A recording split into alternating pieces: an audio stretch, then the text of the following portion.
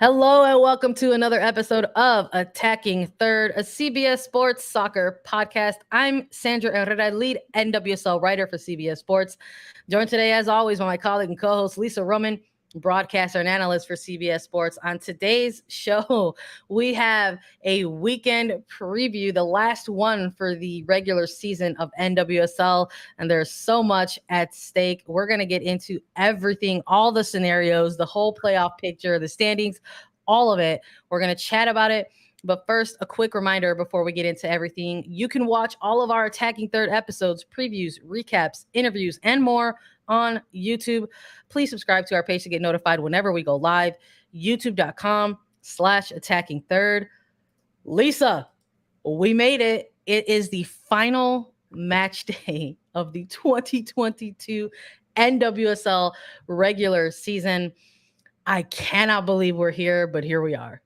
I can't believe it either, Sandra. We are literally on the cusp of October. It makes no sense. I blinked and literally fall is here. The regular season is ending. I thought it was still June in my mind, to be honest. And looking at these like playoff standings, I'm like, wait, how did we get here? How are teams already eliminated? What's happening? We went to LA for a little bit. We hung out with Angel City. We were surrounded by sunshine and like almost 90-degree weather. So it was like it threw like a little wrench, right? In like our weather brain, our weather patterns. I think you and I were like, you're in Philly, I'm in Chicago. We were absolutely like mentally checking into fall. Mm-hmm. And yet here we are in sunny weather, but now we're back, so we're like getting into that full swing of like fall sports. There's something about fall sports for me. Like I just am like, you have a lot of like endings of things, right? And the beginnings of things. So it's like you've got NWSL leading the way, right, with this massive playoff scenarios in play for final match day weekend. Obviously NFL's kicking off, Major League Baseball's taking shape. You've got things like basketball returning. So there's like a lot of fun energy that comes with fall. And I know that outside of this podcast, you and I are like into many sports. So I love like hopping back on here, hopping back into like full fall girl kind of swing. I mean, I've got my flannel on. Okay. I've got my iced coffee here. Like I'm ready to do this. Like I'm so amped for this episode. I feel like you and I have been waiting for months to do this type of episode. We have.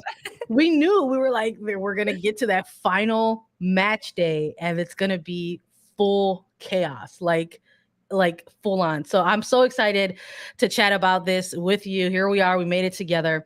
But we figured the best way to do this with all of our viewers is to just sort of start with what's at stake this week. And so let's run through these standings really quickly just to see where teams are at in this final match week, because when you're looking through each of the games, there's something at stake in all of them. So for the NWSL standings in the final week of the season, they are as follows. It is Portland Thorns in first place with 38 points. You've got OL Reign at number 2 with 37 points. Kansas City Current in third place with 36 points.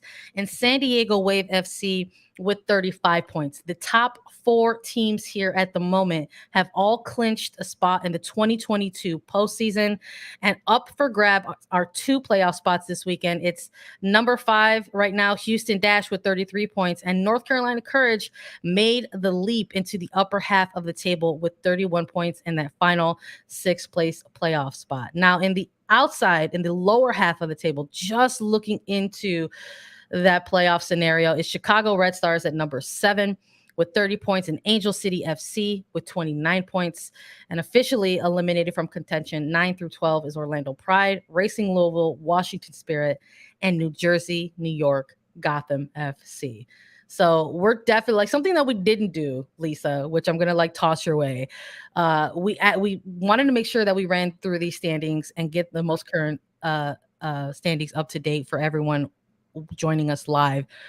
But I would have loved to have like grabbed like some of our off-season content to tie into this, because I know that we were talking about, like, we did our way too early predictions back in December of 2021. Like, what could NWSL kind of shake out, and how teams would look and where they would look. And I wouldn't say that we were completely wrong. I think, if I recall correctly, I know we had like Kansas City as like a top 5 team for sure, and they're going to be going to the playoffs as either the, one of the top 4 seeds. We'll find out by the end of this weekend. But just like to look at these standings going into these finals, like, what kind of stands out for you? Like, let's get a little reflective with it here.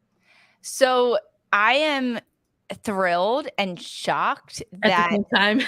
San Diego has clinched as early as they have.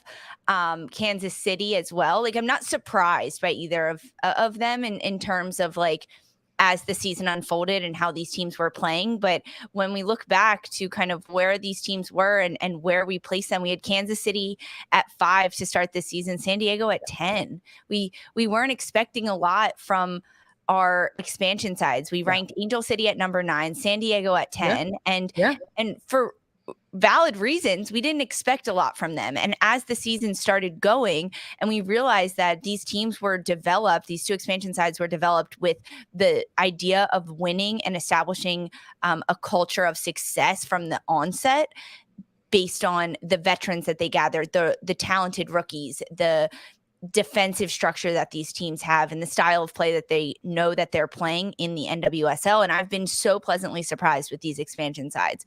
Now, one of the craziest things that we are heading into the final weekend of regular season action. And yes, 4 teams have clinched. 4 teams are out of the playoff race, but no one has their spot yet. Yep. We don't have a out and out NWSL Shield winner. We don't have teams that are going to finish top 1 and 2. We actually have no idea what's going to happen. Now, you and I, we might have some really intelligent speculations coming at your way, but that's, I think, that one of the craziest things, because in the past, it's been a team kind of not runs away with it at the end. It's always been a tight playoff race, but it's a tight playoff race usually between like 4, 5, 6.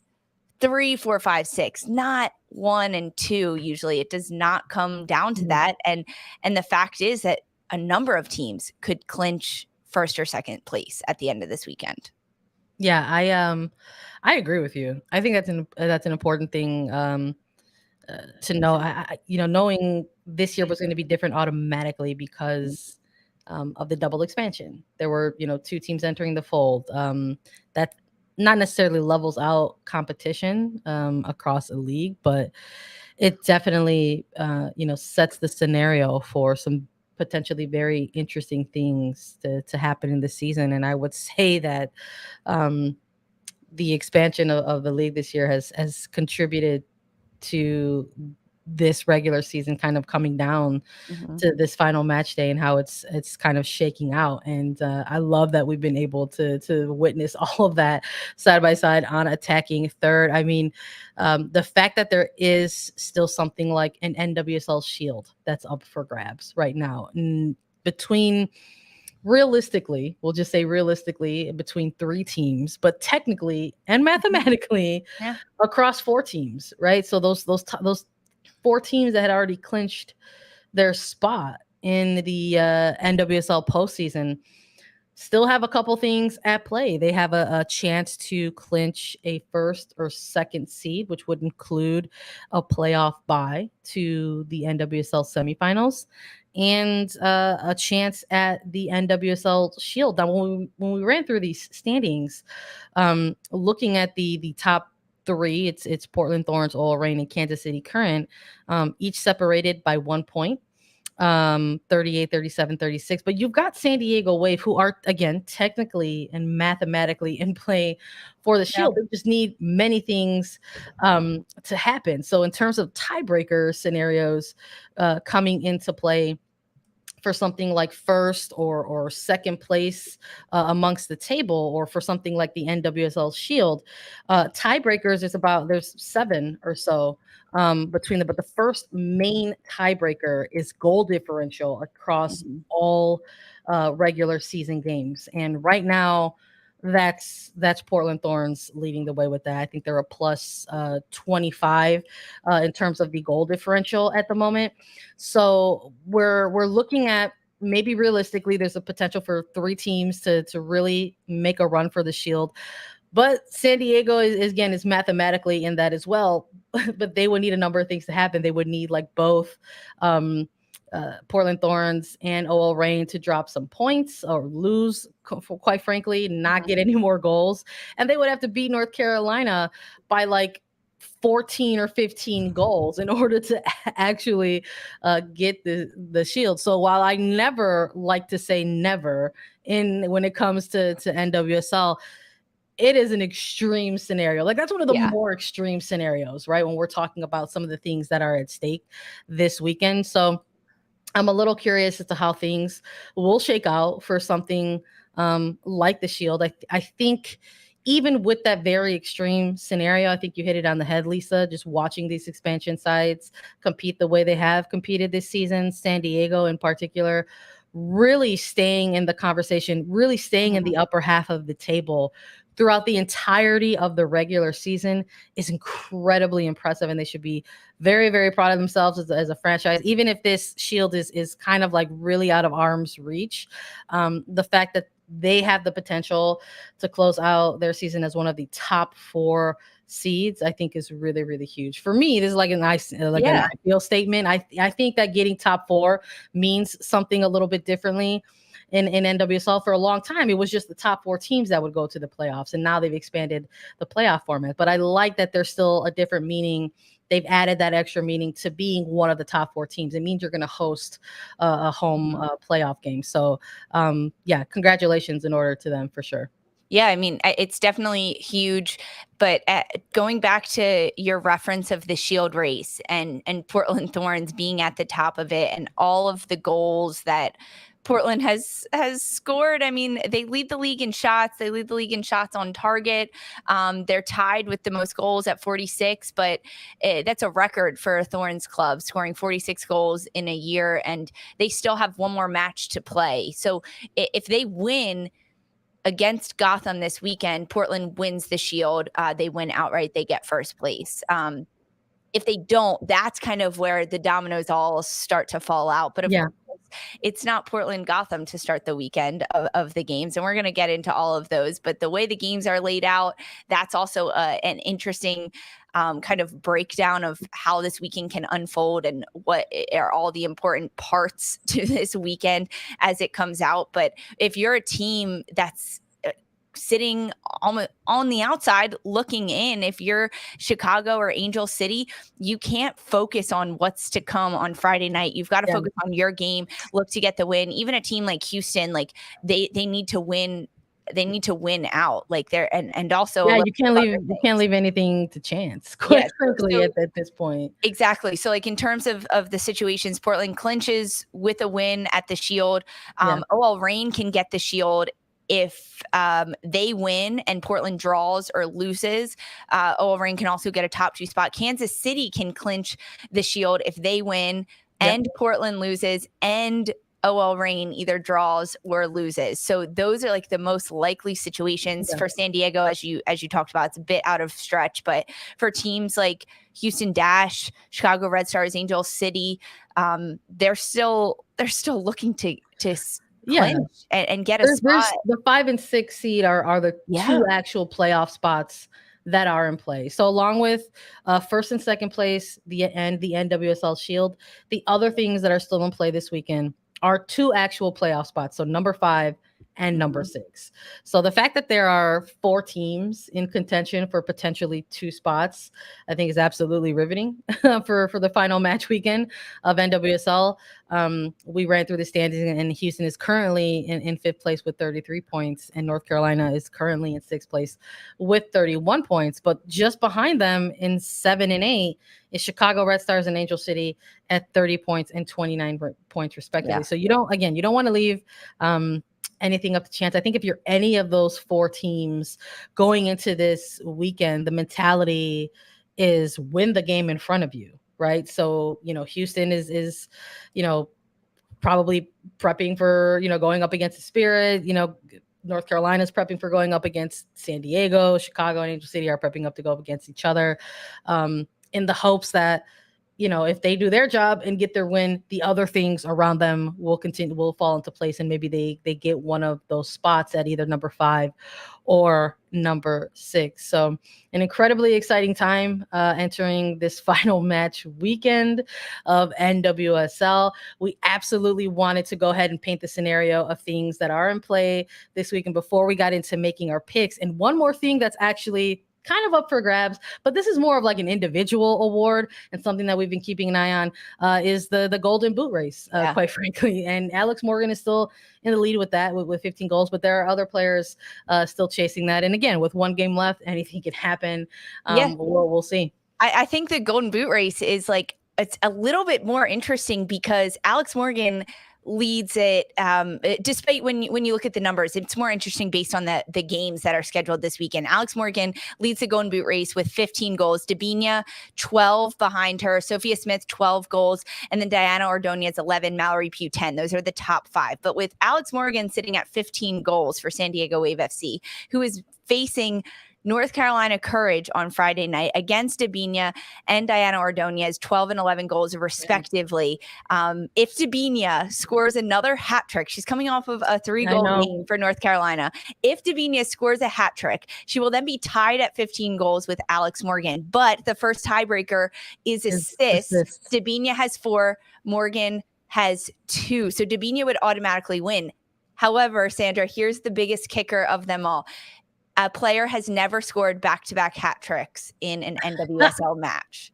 Sounds like a challenge. It sounds like a challenge. And if anyone can do it, it's Debinha, 100%. So she needs a hat trick in this match. She wins the Golden Boot race. Perhaps North Carolina, 3 goals is enough. We'll get into all of those scenarios, but we had to touch on the Golden Boot race because the fact that the top 2 runners in the Golden Boot race are facing each other in the final weekend of the regular season. You can't write it better than this. Absolutely. I'm so hyped. I'm so amped. We kicked off this episode it's kind of hard to believe that we're finally here at this moment, but I also feel like in the back of our heads it was something that we have been waiting for, and here we are. Hopefully this weekend doesn't disappoint. Team Chaos, it's what we always like to root for in terms of watching things unfold in front of us. But again, full slate of games to actually go through, and of course it wouldn't be Attacking Third if we did not make some picks, and we're gonna do that for you all, but right after a quick break. Sunday, Mahomes Chiefs and Taylor's Colts are off to the races in Indy, while in Miami, undefeated squads square off, featuring the Bills' unstoppable offense and the Dolphins' terrifying trio. All hail Sunday. It's the NFL on CBS. All right, let's make some NWSL final regular season match day picks. We've got games taking place all the way from Friday through Sunday. Let's start with what we believe is going to be the biggest match of the weekend to keep an eye on. It's going to be San Diego Wave FC versus North Carolina Courage. Of course, you can find all the action on Paramount Plus. It's going to be a late one. That one's kicking off at 10 p.m. Eastern. Lisa, we chatted a ton already about what's at stake, what's on the line for all of these teams, upper half teams and teams on the hunt. But when it comes to this game, when you're looking at these two going head to head, do you have a winner? Do you have a loser? What are you feeling about it? This game is the biggest of the weekend, and it comes on Friday night. It's every eye in the NWSL, not in the NWSL, is going to be turned to this late night game. Just comes down to everything that's on the line with it. San Diego can clinch the number 2 seed with a win, and then a few other things to happen, but they need to get the win. North Carolina, they just need a win and they clinch the playoffs. So it comes down to that. I think a little bit more pressure on North Carolina because they are on the outside looking in, whereas San Diego, they've already clinched. I know that they want to they want to win the Shield. That's a little bit out of touch right now, and just in terms of destinies that they can control. They can't control that at this point. They just need to get a win, and then a few other things need to happen. And for Casey Stoney's side, that's been dealing with a bit of injuries, players with getting some knocks here and there. Yeah. Do you look ahead to the postseason already? Do you rest some players in this one and say, you know what? We're already in the playoffs. Do I need Alex Morgan getting more injured, especially as she potentially heads into a U.S. national team camp call up, everything that is to come in the future for Alex Morgan. Now, these players want to play. They want to compete. They want to get out there, and they want to freaking win and tear their opponent's head off. So I don't foresee that happening with Casey Stoney's side. I think she also wants to win outright this game and crush North Carolina. But North Carolina has so much more on the line. Casey Murphy coming off of back-to-back shutouts for North Carolina. Debinha coming off of a stellar month of September, scoring goals all over the place. I don't think that a player like Debinha is even looking at the Golden Boot race, and I wouldn't either if I were her. But the way that North Carolina has been playing, the fact that North Carolina is on the outside looking in, the fact that this game is at Snapdragon perhaps gives the upper hand to San Diego, because a sold-out crowd at Snapdragon is incredibly intimidating. But North Carolina can manage that. They started their season on the West Coast against Angel City. They're going to end it on the West Coast against San Diego, and North Carolina is going to get the win. I love it. I love it. Leaning into it, the confidence, the energy, going with North Carolina in this one. Lisa, listen, I don't blame you. I was going back and forth between this game in particular because it is the biggest match of the weekend. This game is quite frankly going to dictate some things throughout the remainder of the two match days on Saturday and Sunday. Whatever happens in between San Diego and North Carolina on Friday could make Chicago and Los Angeles completely irrelevant on Sunday. If your pick comes to fruition, if North Carolina go ahead and win and defeat San Diego, it's going to end the regular season early, quite frankly, for some other team, for Chicago and Los Angeles on Sunday. So I think if you got an eye on Sunday, you've got an eye on Friday. And I hear all the arguments for going with North Carolina over San Diego. I think they're strong ones. They're ones that I have for North Carolina as well. I do wonder if San Diego is the more streaky team at this moment compared to North Carolina, not just in overall record. You know, you're talking about going up against the North Carolina side that is, you know, they've won 5 of their last 6 games. Okay, they're one of the hottest teams in the league right now. They have absolutely bullied their way into the upper half of the table, and Debinha is the one to have helped gotten them there. Like, just saying, like, come on, let's go with these very strong individual performances here. But I do wonder, with some of the playoff energy that we've been seeing over the last few weeks, that this one actually perhaps has the makings of a draw. I love that you brought up North Carolina Courage opening their season on the West Coast and ending their season on the West Coast. They thrived in that environment. They ended up losing that game against Angel City, but they were not intimidated by the crowd. No. We saw a number of players actually thanking Angel City fans for that type of environment, to be able to play in that type of environment and all of the scenes around them as the opposition. So they're not a team that is intimidated by playing on the road or in front of a big crowd like that. So while I do think that this has leanings towards North Carolina, I'm rooting for chaos, Lisa, and I want this to be a draw. So I'm going to be going with a draw. So I like that you're going with a draw, because that just makes the rest of the games after this Friday night matchup that much more interesting and that much more enticing. I'm just going to dig my heels in a little bit harder about why I think North Carolina is going to win, because North Carolina, since joining the NWSL as that relocated team in 2017, has not missed the postseason. They have made the playoffs every single year, and this is a team that has that culture behind them. I think Sean Nahas is a coach that understands what this team is capable of. And we've seen switch up. We've seen a variety of players scoring a plethora of goals. I mean, you talked about their convincing wins over the last couple games. I mean, yeah. 3 back-to-back 3-0 wins and shutouts. And that's huge defensively. That gives a team like the Courage so much confidence defensively across that back line, depending on who Nahas is playing in that back line. We've seen a little bit of rotation, whether it's Matthias in there and Pickett getting really good reps. I think she has come such a long way this year, a player that I didn't think could get much better at the end of last season. And Pickett has just continuously made those strides. We're seeing Debinha just riding out on these goals that she's scoring. Ordonez is picking up pieces where it is the combinations with Caroline in the midfield. I think Denise O'Sullivan as well. And now I'm just listing players, but this is a team that understands what it takes. They know how to get into the playoffs. They know how to fight for something. They know how to come from behind. They know how to score early. They know how to shut down a game and manage a game incredibly well. And they're going to need all of those skills playing this away game at Snapdragon against San Diego Wave. Now, the last time these two teams played, it was 1-0. San Diego ended up getting the win against that first one in North Carolina, but that was a long time ago, and a lot has changed. San Diego, if they get this draw, I think it'll be a really tight one, but I'm still going with North Carolina in the win.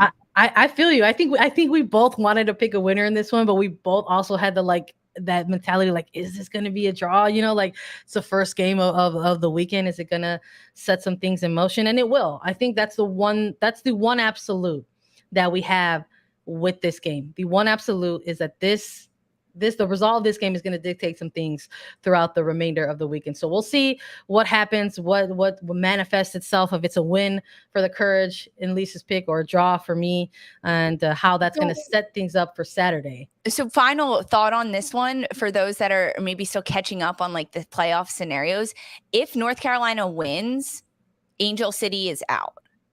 Full stop. So it does provide a lot more chaos if this first San Diego North Carolina match ends in a draw.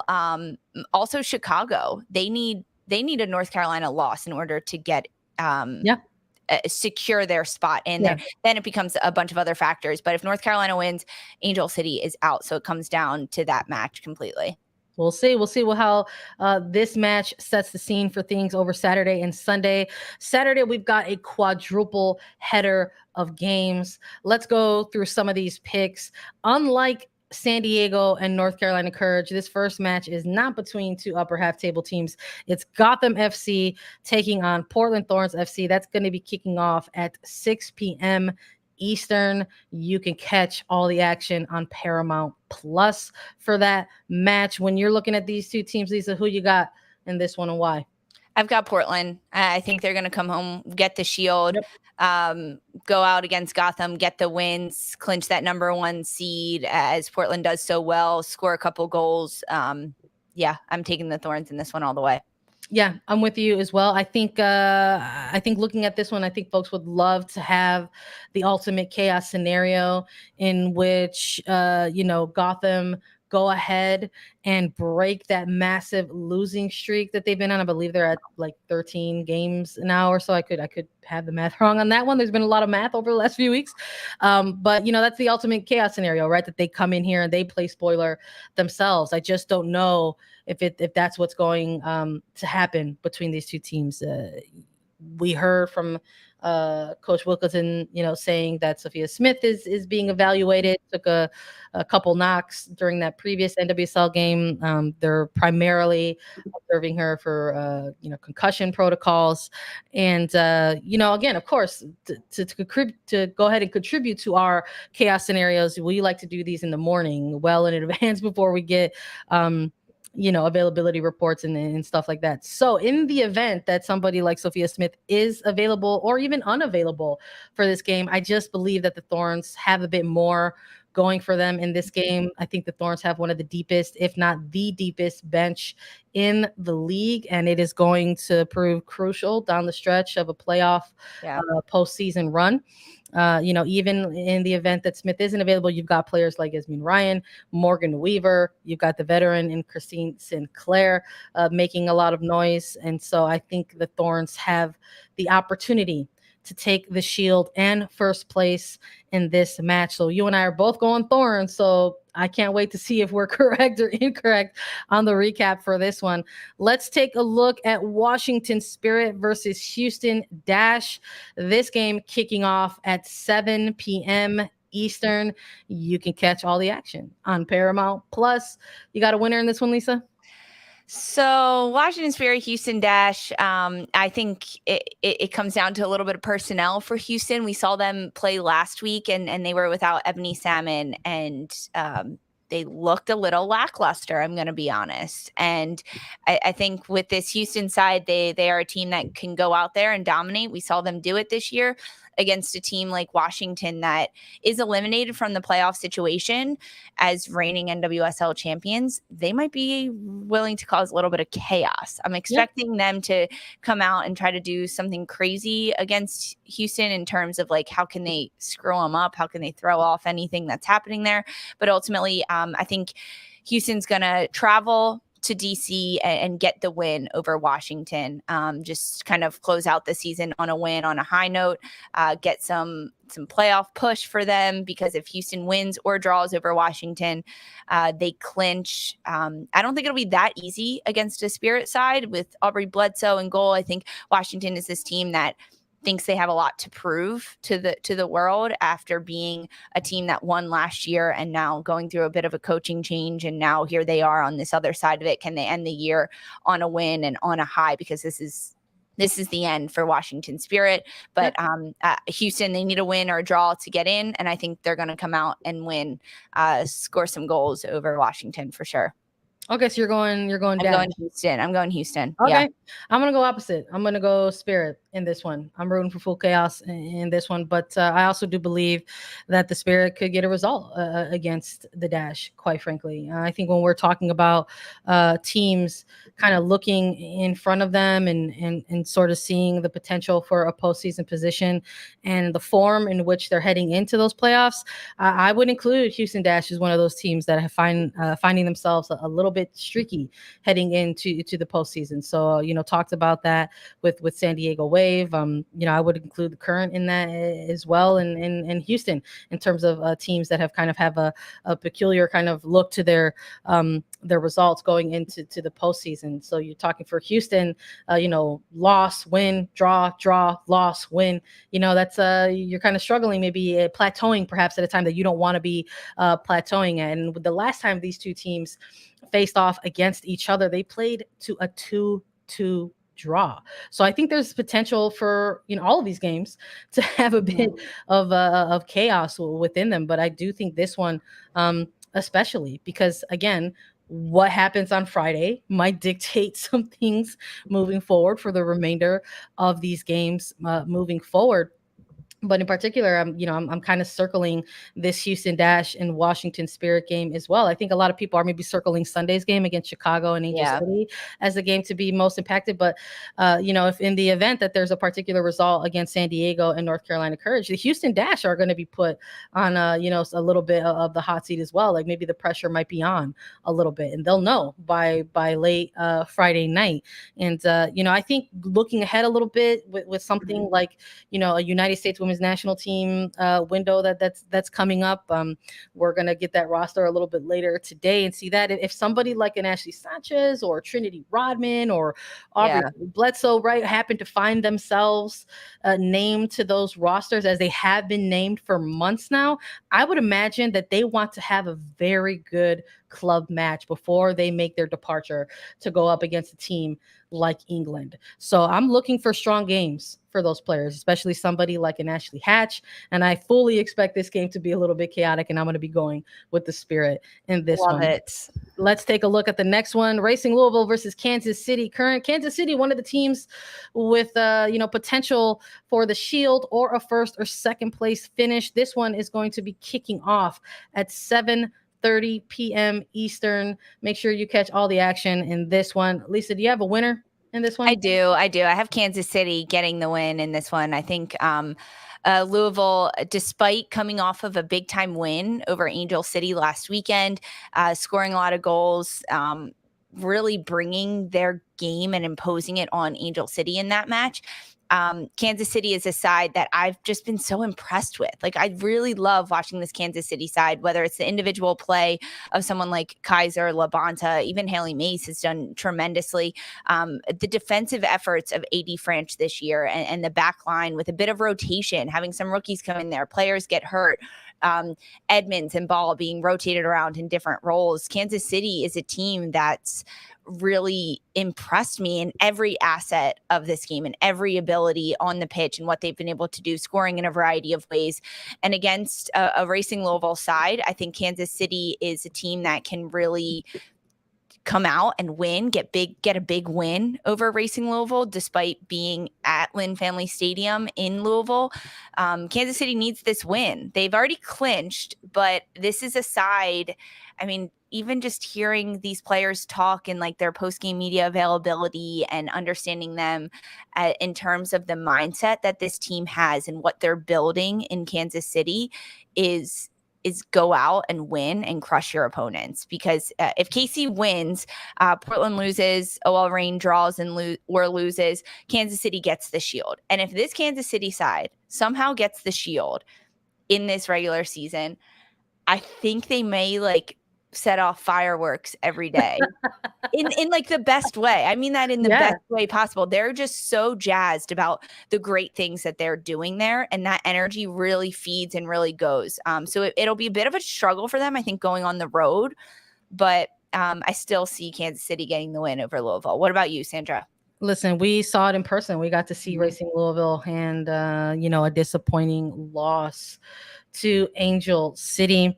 3-1 on the road. They're back at home to sort of close out their regular season. I would imagine that they want to close out their season, making a strong case for next year. I'm sure the coaching staff wants to pick up another win to make sure that they have a strong case heading into next season, to believe in their system, and sort of iron things out and prep themselves, right? But Kansas City has things on the line, and I like the storyline around this current team. We're talking about a complete different scenario from last year. This was a team that finished in last place last year, but absolutely played spoiler down the stretch.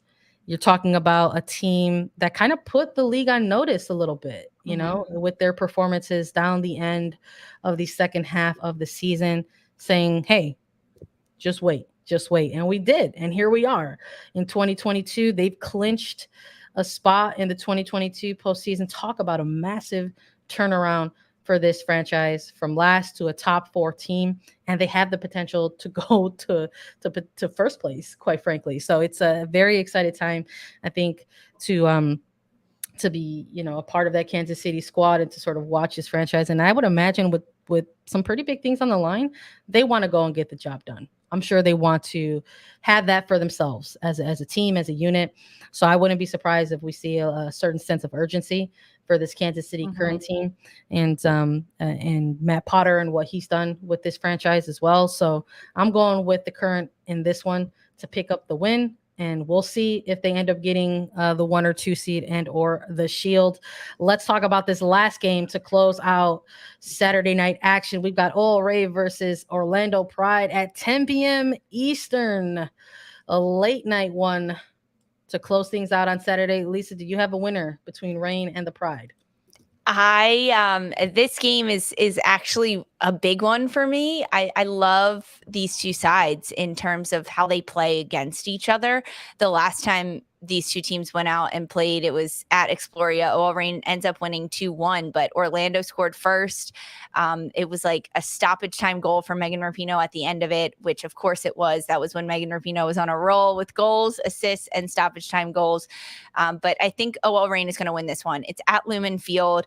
Orlando, praying for everyone in the Florida area with all the hurricanes that are happening. And Orlando was there. They had to get out of the storm and get to Seattle, get out of Hurricane Ian that was there and get away. So that factor on top of it, it's a mental factor for sure. It's a little bit of an emotional factor for this Orlando side.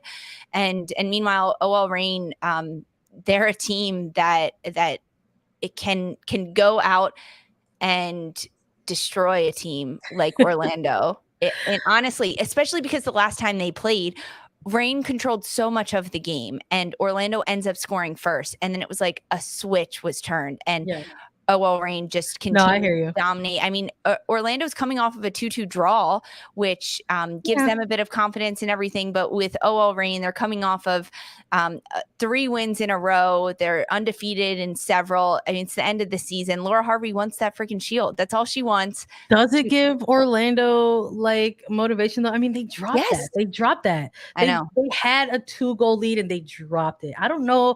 Maybe that motivates them in a way where they're like pissed off about it. You know, I mean, they've been doing that all year though. They've been doing it all year though. Dropping so I'm curious if like, you know, Orlando's ability to kind of give up a lead or kind of concede those types of goals, what we're going to see between these two games. I'm with you though. If OL Reign scores first, it's game over. It'll be like 3-0. If Orlando gets goals first, I'm in for it because then it comes. I mean, we've seen Orlando drop games before where they've been up. We've also seen them come back, but they haven't done that in a while. I give this one to OL Reign. Yeah, no, I'm with you. I mean, look, the Pride heading into that match against San Diego, they were on a 4-game losing streak, you know, and they almost made it a 5-game losing streak because they allowed San Diego to play themselves back into that game and ended up settling for a 2-2 draw. Look, I'm with you. I'm going OL Reign on this one as well. I'm high on OL Reign. I had them as my pick to win the whole thing this year. So I would love for them to continue on their very equally impressive streak during this second half of the season. They are also undefeated in their last 6 games, winners of their last 3. So I'm looking for OL Reign to continue that form against a team like Orlando Pride. You want to give yourself the best possible opportunities going into the postseason. And this is a very experienced team with an experienced coach who understands the value of that. So I expect the Reign to come out here and win this final match day against Orlando Pride. And then for Sunday, one headliner only, October 2nd. It's going to be Chicago Red Stars hosting Angel City at 6 p.m. Eastern. Make sure you catch all the action on Paramount Plus. I don't know, Lisa. A lot of things will happen before this game kicks off. Who do you got in this one and why? I like don't even want to make a pick until after tomorrow night's match between San Diego and North Carolina because frankly, it doesn't matter at the end of it, but that's true. It won't matter come Friday. Between Angel City and Chicago, I see this being a draw. Honestly, the way it kind of plays out with these sides, I think that despite them both needing wins over their teams, let's say San Diego, North Carolina ends in a draw. So the chaos is everywhere. Chaos ensues. And now we have Chicago and Angel City. Chicago needs a win over Angel City, and as does Angel City, plus a little bit of goals. They need some goals. Yeah. I was just last weekend watching Angel City against Racing Louisville. Lucky enough for us in person at Bank of California Stadium, I wasn't that convinced with what Angel City can do. And if this is a team that's now traveling to Chicago when they don't have the crowd of 20,000 plus at the bank behind them, cheering them on, and the fanfare of it all, and all the fireworks that come with playing at home, I don't think they can stand a chance against Chicago. Despite Chicago being very shaky right now, this is a team that's getting back some of their players that we've seen Aaron Wright, Morgan Gautreau get more and more minutes consistently. It's the right time for Chicago to get these players back, for Mallory Pugh to continue to take games in her hands and just run with them. If it's not a draw, I'm giving it to Chicago, but I think that despite how Friday plays out, it'll really change the mindset of these teams going into their Sunday match. I'll give it to Chicago. I'm going to give it to Chicago. A Chicago win. Listen, I'm with you. I think Friday again is going to dictate a lot of things for matches across the weekend, but in particular this match on Sunday. Chicago Red Stars, again, another one of those teams that I would lump in with former upper half table teams, who are kind of looking a little bit streaky, maybe kind of plateauing a little bit, kind of looking into this final match weekend and looking ahead to a potential place in the postseason. They've lost their last two matches. Winners before undefeated in 3 before, that 2-game skid that they're currently on. So I think having a player like Mal Pugh, who's just been ridiculous right now, X Games mode, right? Like absolutely balling out. I think if you've got a player of that caliber, you've always got a shot.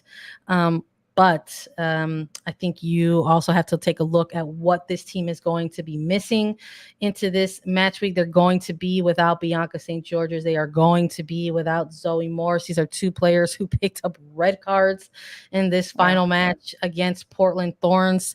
And quite frankly, it's unfortunate because the Red Stars in that first half of the game looked to sort of control things in that middle third against the Thorn. Their box to box was giving the central mids for Portland some trouble. I mean, we saw the return of Morgan Gautrat as a starter in that game, and you got to see immediately the type of impact that she can bring to a Red Stars team. But we just saw a complete, what in my opinion was just a complete implosion in the second half and early in the second half. Morgan Weaver went up very early in the 47th minute for the Thorns, and then it just kind of all quickly fell apart from there. It's going to be interesting to see who's available for the Red Stars. But I don't think Angel City poses the same threat as a team like Portland does. No, I'm with you. And you know what, Lisa? It's all for those reasons and the reasons that you just mentioned that I don't have a winner in this one. I'm going with a draw in this one as well. I said I was not going to choose against Chicago in the final half of this season, and I'm not choosing against them. I'm not choosing them to lose. I'm not choosing them to win. But I just think that these 2 teams in their current form, there's not enough there to maybe sort of get that extra win. And I think that it's going to be kind of a clogged up type of match, a bit of a grind. And I think the 2 of these teams are going to end up settling for a draw, and it's going to do neither of them any favors. Yeah, I like that you're going with it. I want to just give a note to everyone listening in, because you mentioned on the 2 red cards to the Chicago players. Yellow card accumulation stops now, because any player that earns a 5th yellow card at the end of the season, they do not have to sit out of a team's playoff game. So only if a player earns a red card in the regular season finale do they have to sit out. So yellow card accumulation is over at this point. That's a wrap on it. So players don't even have to worry about that anymore, because they don't end up missing out on the postseason if they do that. So this is it for those red card, yellow card accumulation. It's all red cards moving forward if they get them. All right. Well, we'll see how it all shakes out in the final match weekend of the regular season for NWSL. The United States women's national team roster is dropping today for the October friendlies. Make sure you join us live after it drops to hear our reactions. That's right. We're coming at you live, not once, but 2 times today. So thanks everybody for joining us today, this morning on Attacking Third. Download, follow, listen to us anywhere you get your podcasts, on Apple Podcasts, Spotify, Google Podcasts, and so many other places. Subscribe to us on YouTube to know whenever we will go live. The NWSL playoff push is on. Join us later today for Sandra Herrera and Lisa Roman. This was Attacking Third.